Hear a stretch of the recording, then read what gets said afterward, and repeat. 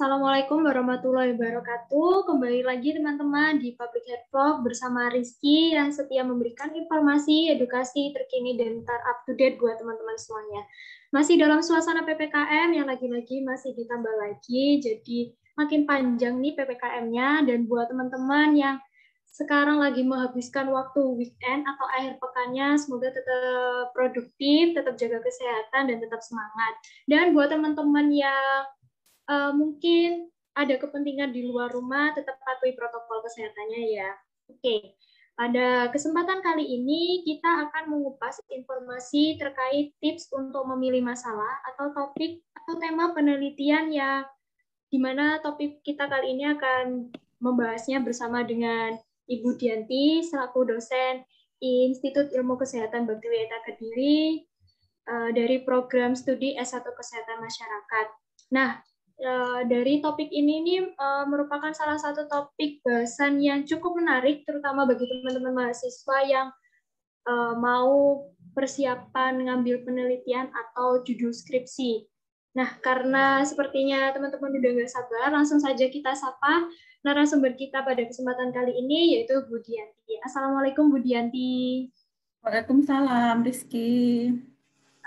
Sebelumnya saya mau tanya, gimana Bu kabarnya? Baik, Alhamdulillah. Rizky, gimana kabarnya? Alhamdulillah kabar saya juga baik dan sehat, Bu. Sehat semua ya? Amin, amin. Oke, seperti yang sudah saya sebutkan tadi bahwasanya ke hari ini tuh kita akan membahas terkait tips untuk memilih masalah atau topik atau tema penelitian. Yang menurut saya sendiri ini, saya sebagai calon mahasiswa semester 5 nih Bu, menurut saya ini cukup menarik karena semester 5 terus bentar lagi pasti kan sudah punya pikiran buat persiapan apa sih yang harus diambil buat penelitiannya. Yang pertama saya mau tanya nih Bu, apakah tema penelitian itu penting dalam pengambilan penelitian Bu? Ya, Rizky, kalau kita mau membahas tentang penelitian ya, itu pasti penting sekali apa itu yang dikatakan tema, ataupun yang dikatakan biasanya orang menyebutnya topik atau masalah atau kasus atau case yang akan diangkat dalam suatu penelitian. Jadi memang langkah pertama yang harus kita lakukan kalau kita mau penelitian adalah mencari tema ini. Kita mau ngambil tema tentang apa, kita mau ngambil masalah apa. Ini yang akan kita jadikan patokan nanti untuk kita bisa membuat suatu judul penelitian. Oh, kita mau ngambil variabelnya apa? Oh, kita nanti mau menganalisis tentang apa?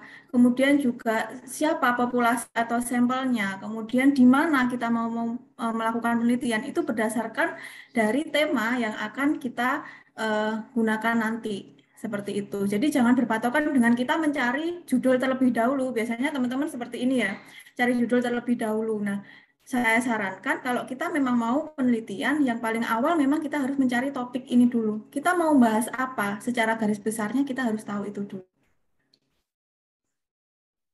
Jadi sebelum bikin judul yang diutamakan adalah cari topiknya dulu ya Bu. Iya, benar. Jadi topiknya, temanya, atau ada kasus apa sih? Ada masalah apa sih? Nah, itu yang akan kita gunakan sebagai patokan untuk nanti akhirnya kita bisa membuat judul. Oke. Kalau dari segi tips nih Bu, bagaimana sih Bu tips agar mudah menemukan tema atau topik penelitian yang mungkin bisa diambil? Oke, ini saya mungkin dari segi, mungkin ini yang ya nanti mungkin ada di Kesmas ya. Nah, kalau misalkan ada adik Kesmas ataupun mungkin dari prodi yang lain, pasti kan ada peminatan. Ada peminatan atau pembagian ilmu, sub rumpun ilmu dalam prodinya masing-masing. Nah, itu tentukan dulu. Kita mau di mana? Kita mau peminatannya itu apa? Jadi biar tidak terlalu luas nanti kita menentukan temanya. Jadi biar nggak terlalu bingung nanti kalau terlalu luas, terlalu banyak masalah yang akan yang kita dapat, nanti kita akan bingung mau yang mana ya. Nah, kita mempersempit dulu ruang lingkupnya kita mau peminatannya apa dulu. Nah, kalau sudah itu, tips yang pertama yang bisa saya berikan adalah mencari isu atau fenomena terkini ataupun juga kasus yang sedang terjadi sekarang itu apa. Nah, kalau kita dari lingkup kesehatan, ya kita cari lingkup kesehatan yang memang sekarang lagi menjadi tren atau isu yang sedang berkembang ini apa. Misalkan sekarang kalau kita tahu ada kasus yang sedang tinggi-tingginya, misalkan terjadinya COVID-19 ini, adanya masa pandemi COVID-19. Nah, ini juga bisa menjadi satu tema penelitian kita nantinya. Atau mungkin tren kasus yang sedang tinggi sekarang, penyakit degeneratif. Kita tahu kalau misalkan penyakit degeneratif ini mungkin tidak hanya di Indonesia saja, tapi bahwa data-data di WHO pun juga menyebutkan bahwa ternyata penyakit degeneratif, penyakit tidak menular sekarang itu semakin meningkat ya kan, dibandingkan dengan yang dulu, bahwa dulu trennya adalah penyakit menular itu yang semakin tinggi kasusnya, tapi ternyata sekarang penyakit tidak menular, terutama penyakit degeneratif dan juga tentang mental health itu ternyata sekarang sedang meningkat. Nah, itu juga bisa menjadi salah satu temanya kita. Atau mungkin kalau di ranah gizi ada stunting atau obesitas yang juga sedang meningkat kasusnya. Nah, kita cari kasus-kasus yang sedang tinggi ini apa sih? Nah, itu bisa menjadi tema penelitian kita. Dan bisa juga mungkin kasus yang menjadi fokus perhatian dari pemerintah atau mungkin dari perhatian dari dunia atau WHO yang ditanggulangi sekarang itu apa? Misalkan kalau kita sekarang ya pasti yang pertama adalah pandemi COVID-19 ini. Atau mungkin kalau mau COVID-19 kita mau ambil apanya? Misalkan, kalau misalkan anak ini ya, anak kesmas bisa ngambil tentang prokesnya, bagaimana sih perilakunya, kemudian bagaimana sih cakupan vaksinasinya, bagaimana sih sikap perilaku masyarakat Indonesia ini dalam terhadap penerimaan terhadap kewajiban untuk vaksin dan sebagainya. Itu banyak sekali yang bisa kita bahas di situ. Atau mungkin tentang penyakit degeneratif yang semakin meningkat tadi. Ini kan juga menjadi fokus pemerintah. DM itu juga menjadi fokus kita sekarang. Hipertensi, kemudian untuk kasus-kasus gizi stunting, obesitas itu juga menjadi fokus dari pemerintah. Nah, kita bisa tahu dari mana fokus-fokus itu. Kita bisa lihat dari, misalnya, biasanya kita bisa lihat tema-tema dari peringatan-peringatan hari besar nasional. Misalnya, peringatan Hari Kesehatan Nasional. Ini temanya tentang apa? Itu biasanya yang memang menjadi fokusnya pemerintah saat ini. Atau mungkin Hari Gizi Nasional.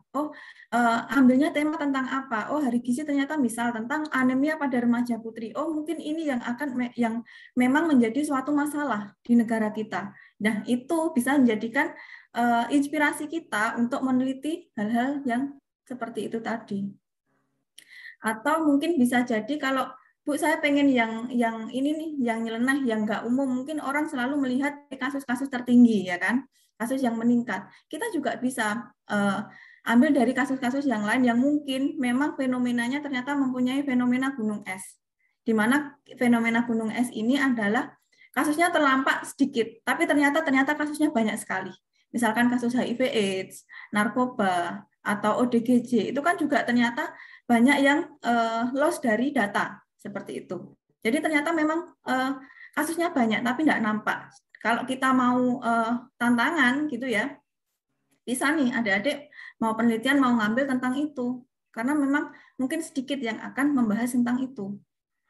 Atau bisa juga kasus-kasus yang lama masih ada angkanya, namun mungkin memang ini ya sudah menurun, atau mungkin cakupannya sudah meningkat, tapi ternyata tidak sesuai dengan atau masih kurang dari cakupan pemerintah yang dianjurkan.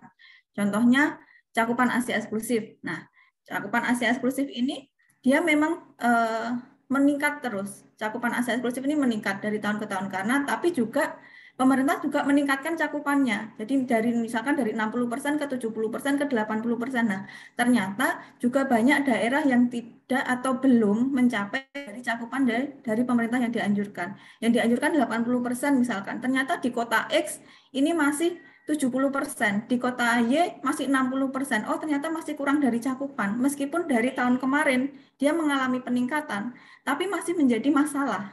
Nah, ini juga bisa menjadi tema penelitian kita. Ataupun juga tema-tema lama, tema-tema yang memang sebenarnya itu kasus di tempat-tempat yang ini. Contohnya kasus lingkungan. Kasus-kasus lingkungan ini adalah sebenarnya dia mempunyai dampak yang luas, tapi tidak terlalu diperhatikan oleh orang-orang sekitar. Bahkan kalau dari surveinya teman-teman yang PBL, biasanya mereka itu masyarakat kalau disurvei tentang prioritas masalah yang diprioritaskan masyarakat itu tentang penyakit degeneratif, karena yang sudah nyata ada kasusnya, tapi tentang lingkungan itu malah jarang menjadi prioritas, padahal itu mempunyai dampak yang luas. Padahal kita tahu kalau lingkungan ini kan menjadi suatu inti atau pokok dari suatu permasalahan kesehatan juga, gitu. Jadi kalau memang kita mau mengeksplor banyak sekali sih ininya apa tips kalau kita mau memilih tema dari suatu penelitian. Dan yang pasti sesuaikan dengan passion-nya kita, minatnya kita, dan apa yang kita mampu. Jangan memaksakan tema yang tertentu yang mungkin, wah ini lagi meningkat, memang temanya ini pasti banyak yang ini, banyak artikel yang membahas tentang ini. Tapi kita tidak mampu, kita tidak menguasai. Misalkan kita mau mengambil tentang DM misalkan. Tapi ternyata kita sendiri tidak tahu DM itu apa sih. Nah, itu kan juga menjadi hal yang akhirnya nanti memberatkan kita sendiri saat meneliti. Jadi harusnya kita sudah fokus ke tahap-tahap penelitian, kita masih belajar dulu nih, DM ini seperti apa sih sebenarnya. Nah, kita akhirnya kan belajar 2 kali, waktu kita terbuang juga. Jadi tetap sesuaikan, oh tentang misalkan kalian mau di peminatan apa, misalkan peminatan gizi. Aku mau ngambil tentang apa ya? Oh, aku mau mengambil tentang status gizi aja deh. Saya paham tentang status gizi pada anak, misalkan ya sudah ambil itu. Nanti dicari status gizi pada anak ini permasalahannya apa sih? Nah, dicari dari referensi-referensi yang sudah ada. Atau bisa juga ambil dari artikel atau jurnal ilmiah dari tingkat misalkan atau yang ada di perpustakaan atau yang dari internet ya, jurnal-jurnal ilmiah yang ada di internet, kita cari sarannya. Nah, di bagian saran, itu biasanya penulis-penulis itu menyantumkan saran untuk peneliti selanjutnya. Nah, itu merupakan suatu pengembangan dari penelitian juga. Jadi misalkan peneliti selanjutnya bisa menambah variabel tentang variabel X. Peneliti selanjutnya bisa memperluas cakupan populasinya. Peneliti selanjutnya bisa misalkan meneliti di daerah yang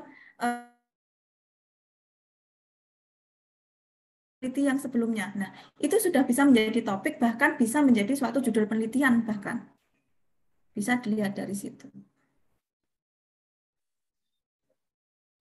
Oke, setelah kita bahas tema atau topik, pasti nggak luput juga dari pembuatan judul ya Bu. Dari tipsnya sendiri untuk menentukan judul penelitian yang baik dan benar sesuai kaidah penulisan ilmiah itu yang kayak gimana ya Bu? Kan pasti biasanya itu mahasiswa sendiri itu kadang ada kesalahan dalam penulisan judul. Jadi kalau yang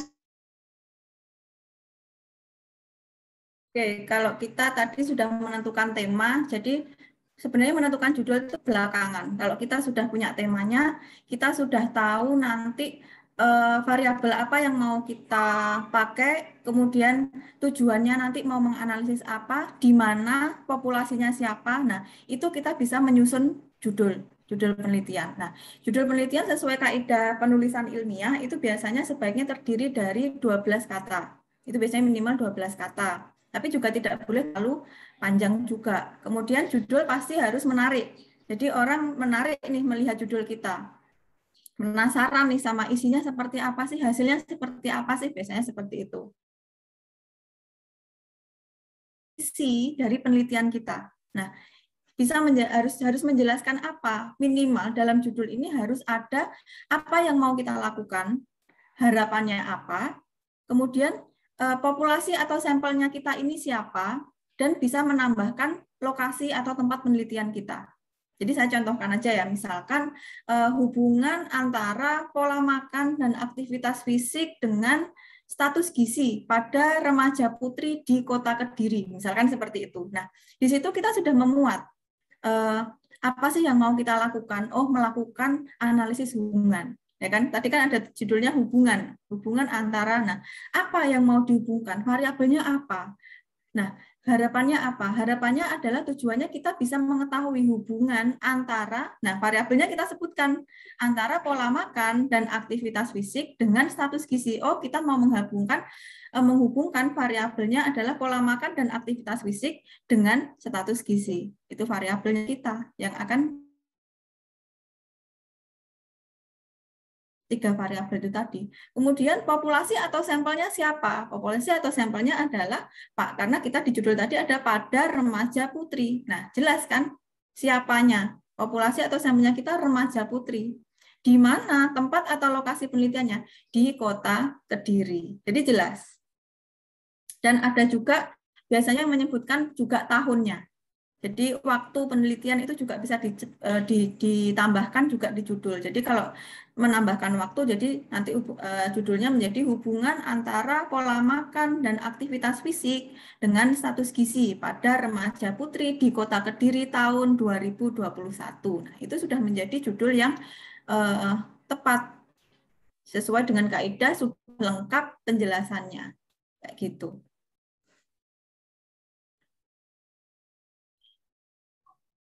Jadi kalau dari penulisan judulnya, kalau sesuai dari kaidah ilmiah itu, yang pertama, kata untuk judulnya itu nggak boleh banyak-banyak, maksimalnya tadi 12 kata, lalu harus menarik, harus menggambarkan isi. Dan kalau bisa ditambahkan tahun juga nggak apa-apa ya, Bu ya? Ya. Oke. Lalu biasanya ini kan mahasiswa sendiri kan juga kadang bingung, Bu, terkait perbedaan dari penelitian kualitatif dan kuantitatif. Dan untuk skripsi di masa pandemi lebih cocok pakai penelitian apa ya, Bu? Apa penelitian kualitatif atau kuantitatif, Bu? Oke, kalau kita berbicara tentang kuantitatif dan kualitatif, ini nanti kalau misalkan kita mau kuliah bisa 3 SKS ya, Dek ya. Ya, jadi saya jelaskan secara ininya saja, secara singkatnya saja. Jadi apa sih bedanya penelitian kuantitatif dan juga kualitatif? Pasti dari dasar teorinya, oh kalau kuantitatif ini biasanya dasarnya memang teorinya itu bersifat konkret. Jadi kita menguji empiris dari fakta-fakta yang nyata yang sudah ada. Jadi kalau ada penelitian, kalau ada teori yang menyatakan biasanya harusnya dengan pengetahuan yang tinggi itu perilakunya juga baik, misalkan kayak gitu. Akhirnya kita menganalisis, kita meneliti secara kuantitatif, benar nggak sih kita menguji teori yang sudah ada, ini sesuai atau tidak?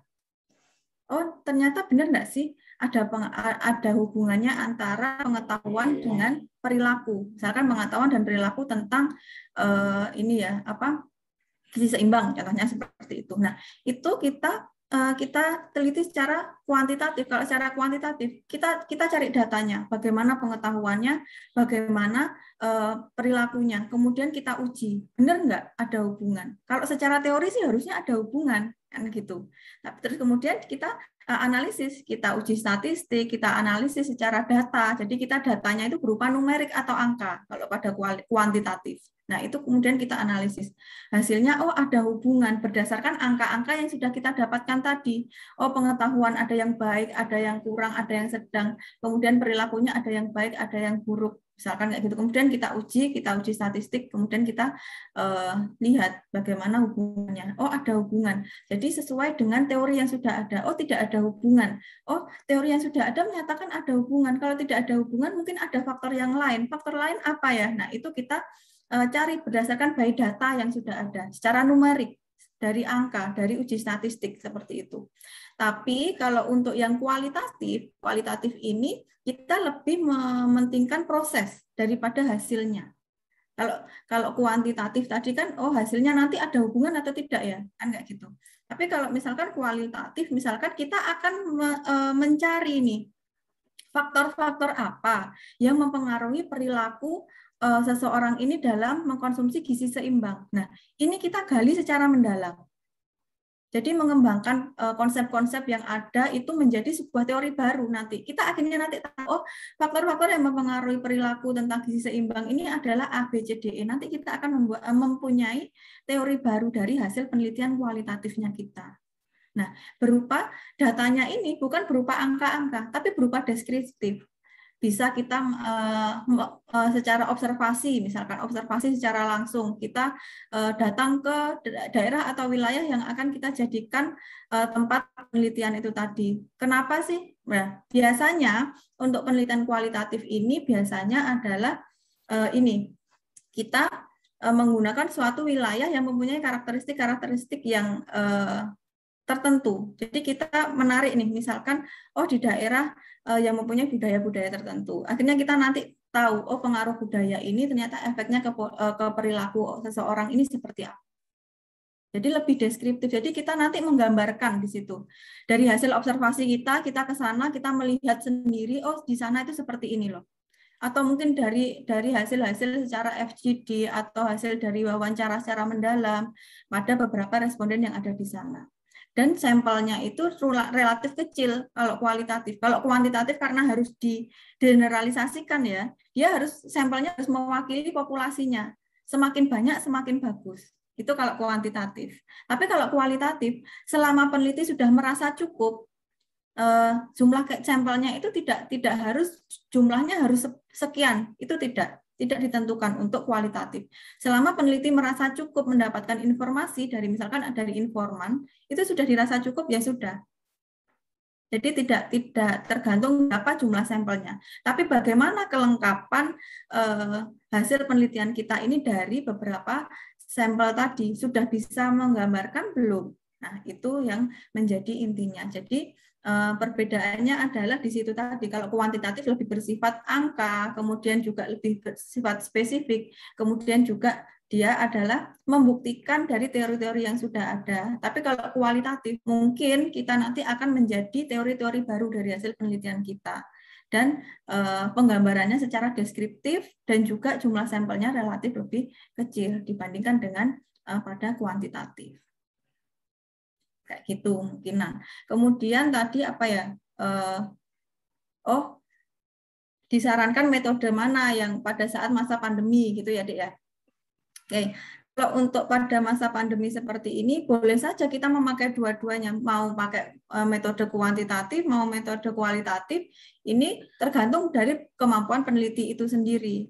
Nah, yang mungkin yang menjadi pembeda kalau masalah di masa pandemi ini adalah mungkin pengambilan datanya. Kalau dulu kebanyakan mahasiswa yang mau melakukan skripsi itu masih mengambil data secara primer. Data primer, data secara langsung turun ke lapangan kan seperti itu.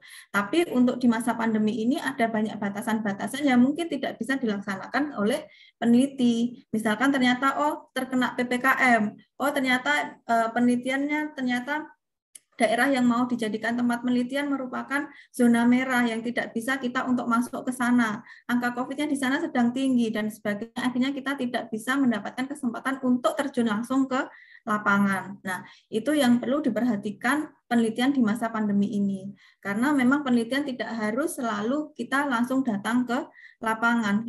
Kita juga bisa, misalkan tetap saya maunya data primer, Bu. Enggak apa-apa. Kalaupun kita mau mengambil data primer, pastikan kita boleh atau tidak diperbolehkan tidak untuk mengambil data secara langsung atau turun ke lapangan. Kalau tidak, carilah variabel-variabel yang mungkin bisa kita dapatkan dari secara daring.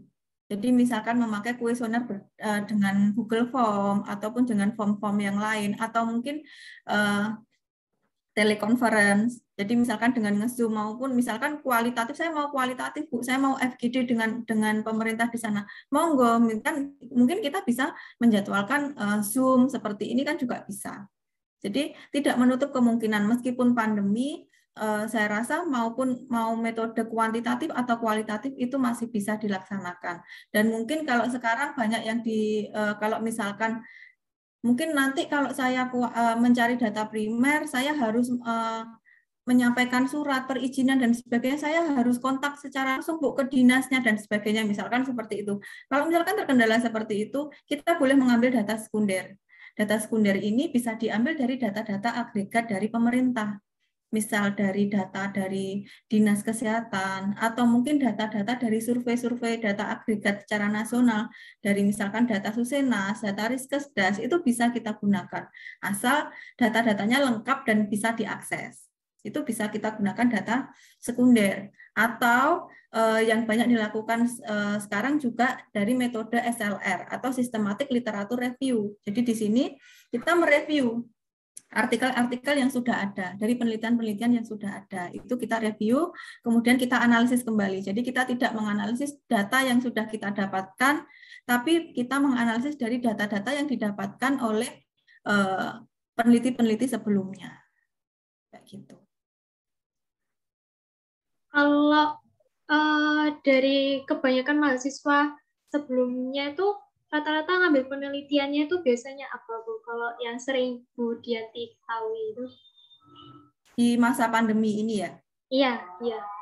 Kalau di masa pandemi ini, mungkin kalau teman-teman masih ini ya, kalaupun di masa non-pandemi, kebanyakan memang sebagian besar memakai kuantitatif. Jarang sekali teman-teman yang memakai metode kualitatif, karena memang metode kualitatif ini kayaknya simpel, tapi sebenarnya sangat detail sekali dan ini ya kemampuan peneliti ini memang benar-benar diuji kalau untuk penelitian kualitatif. Jadi kalau teman-teman yang mengerjakan skripsi kebanyakan tuh memakai metode kuantitatif, tapi tidak banyak. Kemarin juga ada beberapa yang mengambil data sekunder. Pakai data sekunder itu biasanya dari teman-teman biostatistika dan juga dari teman-teman ini ya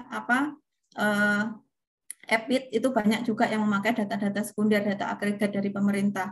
Tapi juga yang mengambil data primer pun juga masih banyak teman-teman yang masih memakai data primer. Jadi banyak juga teman-teman kemarin yang sudah berpindah dari mengambil data secara langsung, tapi mereka menggunakan kuesioner. Ada juga yang mereka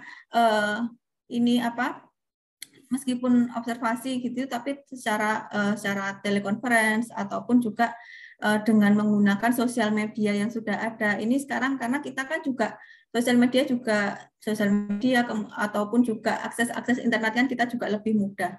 Jadi teman-teman juga banyak yang menggunakan itu. Dan metode SLR pun juga sudah banyak yang menggunakan. Kalau untuk yang tahun kemarin, karena kita masih bingung ya, pandemi pada saat awal pandemi, itu hampir 2 tahun yang lalu, itu sebagian besar memang menggunakan metode SLR. Tapi dengan berjalannya waktu, yang tahun ini sudah banyak yang bisa menggunakan data-data primer, tapi dengan metode daring. Gitu.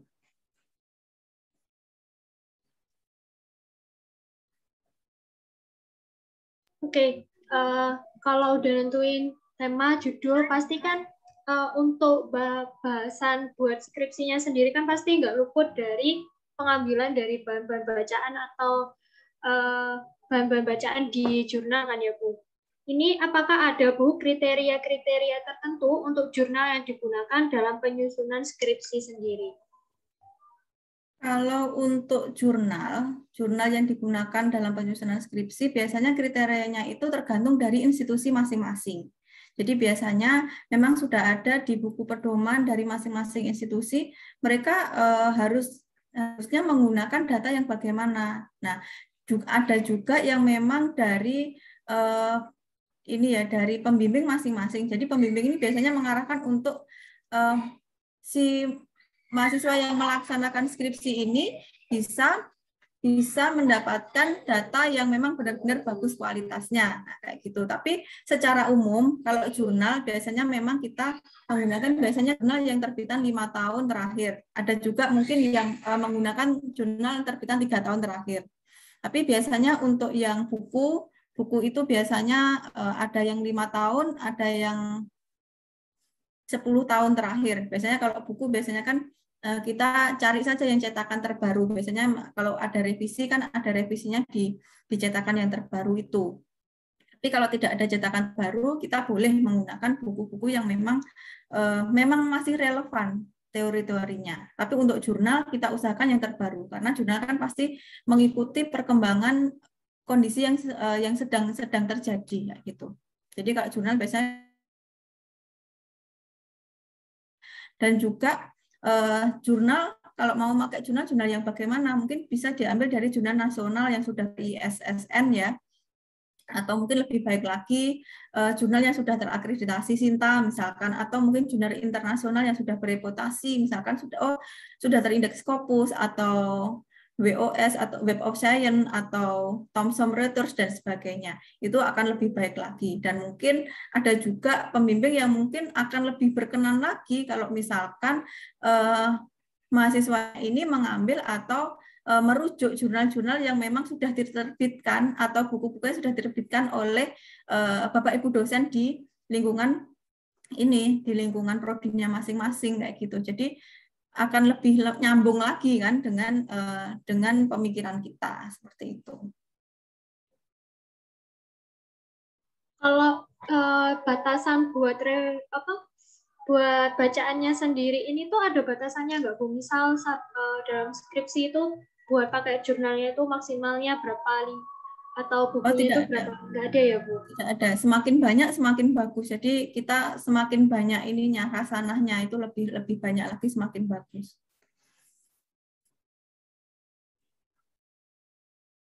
Oke Bu, ini pertanyaan selanjutnya ini terkait bagaimana cara untuk menghindari jurnal yang belum tentu sumbernya atau predatornya.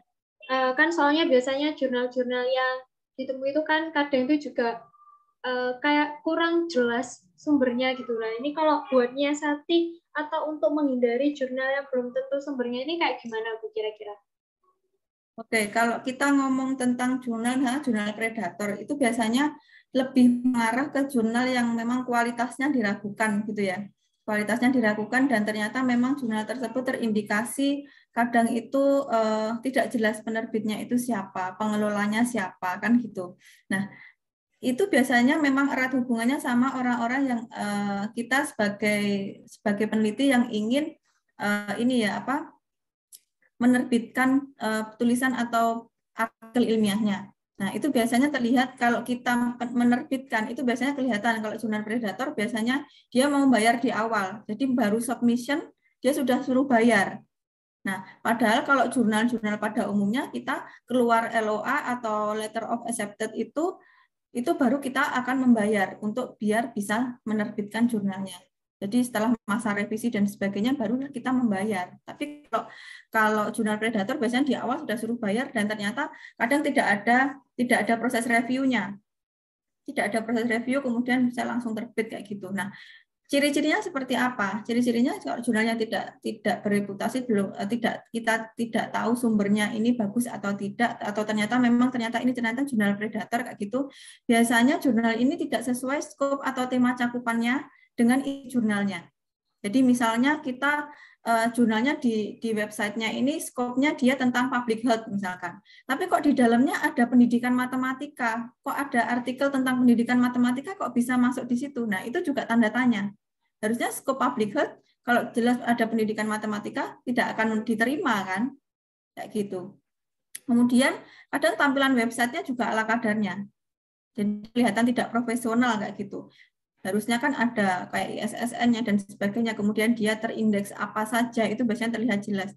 Tapi kalau ternyata tampilannya kok nggak jelas seperti itu, nah itu juga perlu diperhatikan juga. Kemudian biasanya kalau kita melihat dari artikelnya, itu ada banyak kesalahan di artikelnya, banyak typo, atau mungkin judulnya dan abstraknya nggak nyambung misalkan, atau mungkin isinya kok banyak yang aneh ya, atau mungkin tulisan-tulisannya juga banyak gramatikalnya yang nggak cocok kayak gitu, atau bahkan judul dengan isi substansinya nggak nyambung. Nah, itu juga bisa kita curigai juga, jangan dijadikan sebagai sumber dari penelitian kita, karena bisa juga karena beberapa jurnal predator atau jurnal yang tidak bereputasi itu kemungkinan mereka tanpa ada review dari reviewer, jadi tidak ada revisi. Jadi kan kalau pengalaman kita menerbitkan jurnal ilmiah ya, kita masukkan artikel ke salah satu jurnal. Nah, itu kalau memang mau diterima, mau diterbitkan, itu mesti menjalani revisi dari reviewer, beberapa kali revisi, kemudian nanti ada dari accepted dari editor, barulah kita nanti oke, ini sudah layak, kemudian kita mendapatkan LOE, kita membayar dan akan terbit di bulan apa kayak gitu. Itu sudah nanti akan ada ininya seperti itu. Jadi kalau ternyata isinya kok memang meragukan dan memang mungkin teman-teman kadang asal download gitu ya. Coba aja di download, kalau memang download itu kan biasanya ada nih di kaki atau di header atau di footernya itu kan ada, ini jurnal apa kan ada ya. Nah, itu bisa dibuka kemudian dilihat websitenya. Oh, memang benar-benar ini memang jurnal ilmiah yang memang menerbitkan jurnal ilmiah atau tidak. Di situ kita bisa kelihatan nanti. Apa yang disampaikan Bu Dianti terkait ciri-ciri jurnal ini, ternyata saya itu masih kurang teliti Bu kadang kalau ngambil jurnal buat jadi bahan bacaan buat tugas. Saya biasanya langsung ambil jurnal gitu. Jadi kayak nggak ngetelitin dulu kayak apa yang disampaikan sama Bu Dianti tadi. Pertanyaan selanjutnya nih Bu, bagaimana agar mahasiswa tetap kreatif di masa pandemi seperti saat ini, terutama saat penyusunan skripsi, tetapi yang tidak menyulitkan diri sendiri, Bu? Oke, masa pandemi ini kan memang kita banyak keterbatasan ya, mau gerak terbatas, mau kemana-mana kita terbatas. Tapi saya rasa dengan kondisi yang serba terbatas ini, karena dalam bagaimana kita dalam kondisi yang misalkan kita harus school from home, kita harus kuliah full daring, 100% daring. Tapi capaian pembelajaran kita dapat tercapai. Kita dengan hanya di rumah saja, kita bisa meneliti. Itu kan kreativitas kita harus tanpa batas memang kan. Jadi saya rasa ini memang menjadi suatu keterbatasan, tapi juga peluang yang tinggi buat teman-teman, apalagi teman-teman yang kreatif ya. Nah, memang tidak gimana ya, misalkan kalau update informasi kita sekarang internet benar-benar lebih mudah dan juga lebih banyak waktu juga, karena kita nggak perlu, kalau kita mau kuliah bangun tidur kita bisa langsung kuliah ya kan, tidak perlu mau mandi dulu, nggak mandi pun kalau kita bisa kuliah sekarang. Jadi sudah banyak waktu yang kita hemat dari pandemi ini. Kita nggak perlu perjalanan ke kampus untuk bisa kuliah. Kita bangun tidur langsung duduk, nyalakan laptop, kita bisa mengikuti perkuliahan. Nah, itu kan banyak waktu yang tersisa. Itu bisa kita manfaatkan sebaik mungkin untuk sering update informasi dari internet. Terus juga sekarang akses internet lebih mudah lagi ya. Dan kalau misalkan teman-teman kalau nggak mau ribet kayak gitu, mungkin dulu kita dapat uang transport ya, uang untuk beli bensin, uang untuk ngekos. Sekarang kan tidak perlu. Nah, spend money untuk itu untuk misalkan kita berlangganan WiFi di rumah. Nah, itu kan juga bisa memudahkan kita, untuk lebih memudahkan kita bisa berselancar lebih dalam lagi untuk mendapatkan informasi-informasi dari internet. Dan juga yang pasti carilah informasi yang berkompeten juga, yang relevan sesuai dengan kebutuhan kita, dan juga dari website-website yang resmi dan juga dari ini ya, yang terpercaya seperti itu. Kalau jurnal ya carilah jurnal-jurnal ilmiah yang terpercaya. Misalkan kalau mau masih susah kita bahasa Inggrisnya, ya sudahlah cari di Google Scholar seperti itu.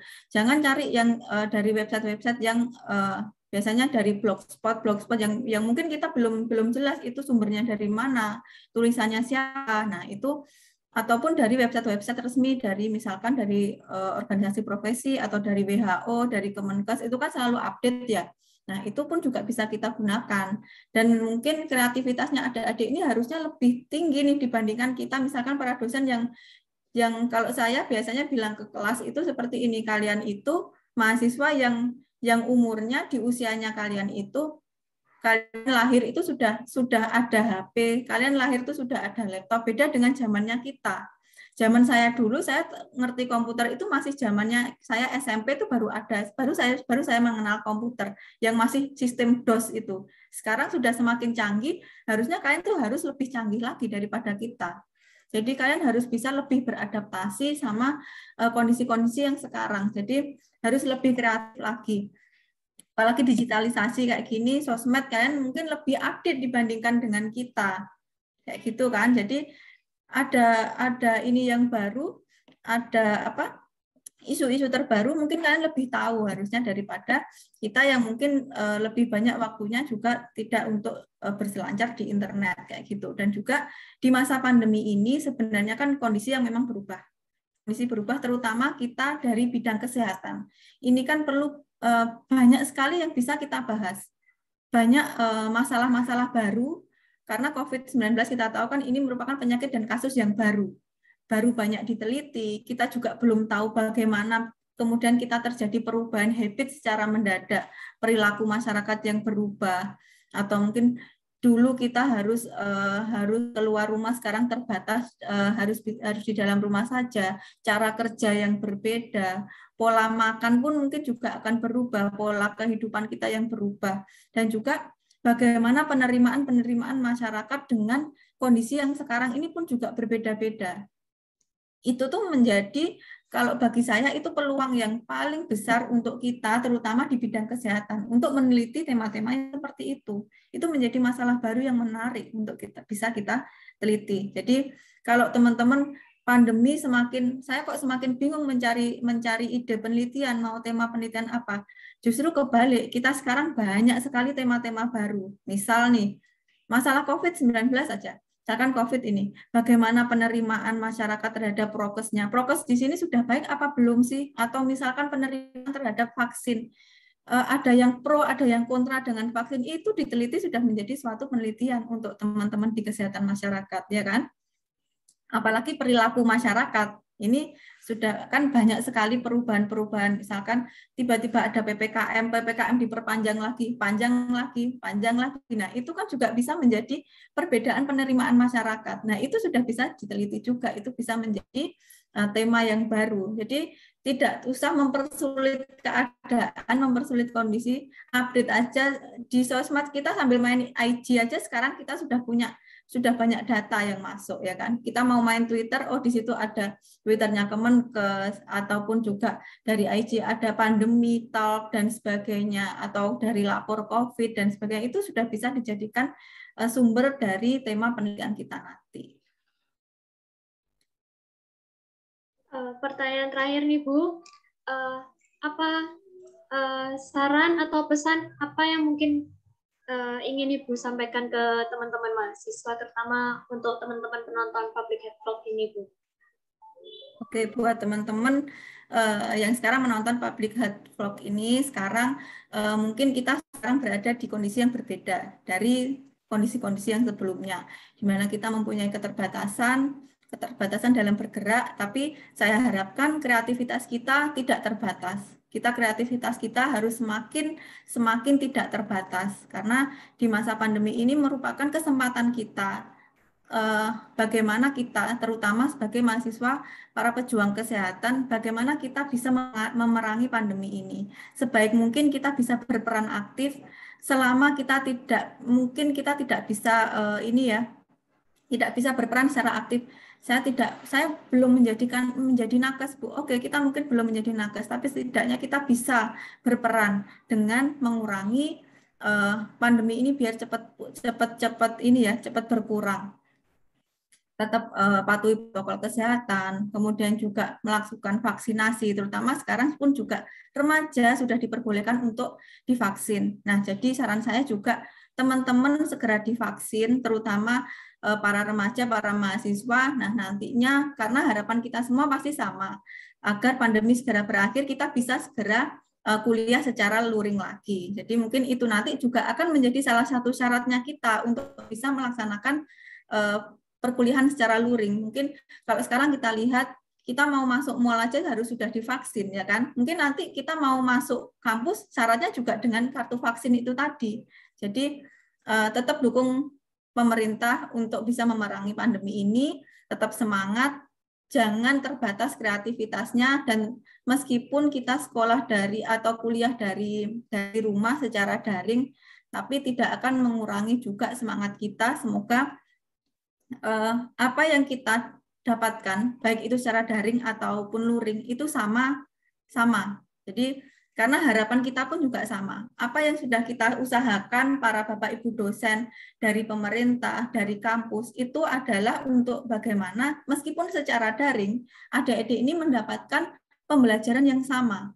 Apa yang didapatkan itu sama dengan pada saat kita luring. Jadi saya mohon untuk adik-adik tidak patah semangat, tetap semangat, dan juga tetap mendukung kondisi seperti ini agar bisa segera pulih kembali. Amin. Sebelumnya saya ucapkan terima kasih Bu Diati untuk pesan buat teman-teman, dan terima kasih untuk informasinya ini Bu. Semoga ini juga bisa jadi wawasan buat teman-teman yang bentar lagi mau mengajukan penelitian. Mungkin nanti setelah nonton ini nanti akhirnya dapat ide, oh mau ngambil topik ini nih. Terus akhirnya nanti bisa mulai melakukan penelitian. Sebelum saya akhiri, saya mau memberikan kesimpulan ya Bu terkait ngobrol santai kita ini. Jadi yang pertama terkait pemilihan topik dalam penelitian itu cukup penting, di mana dalam pengambilan topik sendiri itu disesuaikan juga dari minat yang seperti kalau di tiap prodi itu pasti ada peminatan masing-masing. Disesuaikan dengan minatnya, lalu bisa dicari juga dari topik-topik terkini atau dari jurnal-jurnal yang dijadikan bacaan. Karena biasanya jurnal-jurnal itu pertama pada bagian saran sendiri itu bisa menjadikan referensi buat kita untuk mendapatkan topik yang bisa kita bahas di penelitian. Nah, untuk penulisan judul dari penelitian sendiri itu terdiri dari 12 kata, nggak boleh terlalu banyak, lalu harus menarik, harus menggambarkan isi dari judulnya sendiri. Sedangkan perbedaan dari penelitian kuantitatif dan kualitatif, kalau dari penelitian kuantitatif itu dasarnya itu dari teori yang konkret, lalu bentuknya itu hasilnya itu angka dan ada terkait adanya hubungan atau tidak ada hubungannya. Lalu sedangkan penelitian secara kualitatif adalah lebih ke proses pada saat penelitian, yang mana hasilnya nanti berupa bahasan deskripsi. Untuk masa pandemi ini, kalau tadi Bu Dianti memberikan informasi itu boleh pakai kedua-duanya, tapi pastinya ada perbedaannya dalam pengambilan bahasannya. Lalu jurnal sendiri tergantung dari institusi. Jurnal yang bisa dipakai itu jurnal yang memiliki rentang usia 5 atau 3 tahun terakhir, sedangkan bukunya sendiri adalah rentang usianya itu ada sekitar 5 atau 10 tahun terakhir atau yang paling terbaru. Dan terkait masalah jurnal predator, ciri-cirinya yang tadi disampaikan oleh Bu Dianti, yang pertama itu tidak sesuai antara judul dengan isi yang ditulis, lalu tampilan web apa kadarnya atau tidak jelas asal muasalnya, lalu yang ketiga adanya banyak kesalahan kata atau banyaknya typo pada penulisan. Lalu untuk agar mahasiswa tetap kreatif, karena di masa pandemi ini kita kan terutama mahasiswa punya banyak waktu luang, seperti yang disampaikan Bu Dianti tadi, kita banyak waktu luang, mungkin dari waktu luang tadi itu bisa kita gunakan untuk mencari informasi yang up to date. Nah, untuk pesan yang tadi disampaikan oleh Bu Dianti adalah diharapkan untuk teman-teman mahasiswa untuk tidak terbatasi kreativitasnya karena adanya dampak pandemi ini, harus tetap semangat, tetap kreatif, dan pastinya juga harus tetap jaga kesehatannya juga. Mungkin itu yang bisa saya simpulkan, Bu, dari Bu Dianti. Apa ada tambahan yang ingin disampaikan, Bu? Oke, mungkin tambahannya ini ya untuk teman-teman yang mau penelitian atau mungkin mau mengajukan sudah mau proses proposal juga skripsi, intinya adalah satu, niat dan juga fokus. Itu juga penting sekali. Kadang kita terbuai karena memang pada saat penelitian itu kan kita biasanya lost ya, hanya ada komunikasi hanya dari pembimbing dan juga mahasiswanya. Kadang dari teman-teman yang lain diam-diam saja ternyata sudah selesai. Ternyata temannya yang satunya santai-santai. Nah, seperti itu. Itu jadi bagaimana pengendalian diri kita untuk bisa tetap fokus dan juga tetap niat untuk bisa mengerjakan skripsi ini. Karena sebenarnya kalau pengalaman dari teman-teman yang sudah melaksanakan skripsi ya, seminggu 2 minggu selesai dia misalkan mengerjakan bab hasil misalkan, tapi tidak dikerjakan. Nah, itu biasanya yang lama itu waktunya itu adalah untuk mendapatkan mau mengerjakannya itu yang lama. Tapi kalau sudah dikerjakan, insya Allah cepat. Jadi ya harus fokus dan juga mungkin ini ya fokus dulu, mengesampingkan urusan-urusan yang lain, mungkin apalagi kalau urusan pribadi yang mungkin jauh di luar prioritas kita gitu. Jadi yang penting niat dan juga fokus gitu. Oke, terima kasih Bu Dianti atas tambahannya. Sebelum saya akhiri, saya ucapkan terima kasih ya Bu atas kesempatannya untuk berbagi ilmu dan informasi ke teman-teman. Public Health Vlog. Semoga apa yang disampaikan Bu Dianti bisa memberikan manfaat dan wawasan baru lagi untuk teman-teman semuanya. Saya juga mohon maaf Bu bila ada kesalahan kata. Ada kesalahan kata, saya ucapkan mohon maaf dan terima kasih Bu. Sama-sama, semoga bermanfaat ya. Amin, amin. Dan buat teman-teman semuanya, karena kita sudah di akhir acara, terima kasih udah selalu setia untuk menonton Public Health Vlog ini. Semoga dari semua episode kita, semoga episode-episode dari episode 1 sampai episode ini benar-benar mendapatkan, bisa membawa manfaat buat teman-teman. Dan saya ucapkan mohon maaf sebesar-besarnya bila ada kesalahan kata. Dan terima kasih untuk teman-teman semua yang selalu setia. Saya Rizky, mohon pamit undur diri, Bu. Dan teman-teman semuanya, sampai ketemu lagi di next episode. Assalamualaikum warahmatullahi wabarakatuh.